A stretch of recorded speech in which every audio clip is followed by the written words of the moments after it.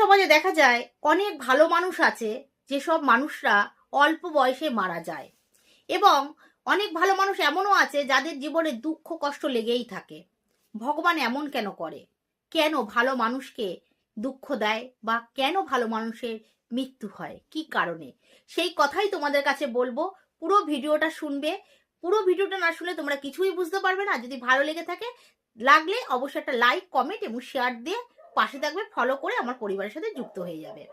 দেখো, আমরা যখন কোনো ফুল তুলতে চাই, একটা দৃষ্টান্ত তোমাদের কাছে দিচ্ছি। ফুল তুলতে গেলে আমরা সেই কোন ফুলটা তুলি? যে ফুলটা খুব সুন্দর, সেই ফুলটাকেই আমরা তুলে নিয়ে আসি।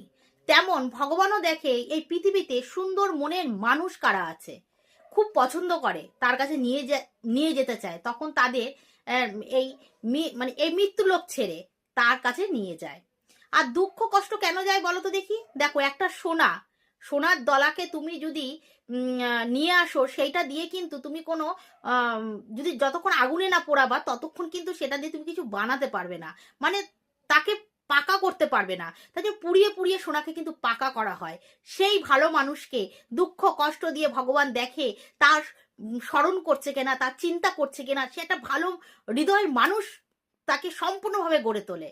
যখন গড়ে তোলে, তারপরে তার কাছে নিয়ে গিয়ে তার চরণে ঠাঁই দেয়। তাই জন্য কষ্ট পাবেন না। জীবনে দুঃখ আসলে কোনো সময় কষ্ট পাবেন না। ভাববেন, ভগবান আমার এই দুঃখের তাপে আমাকে পুড়িয়ে একদম সোনা বানিয়ে তার পায়ের কাছে ঠাঁই দেবে বলে আমাকে তৈরি করছে।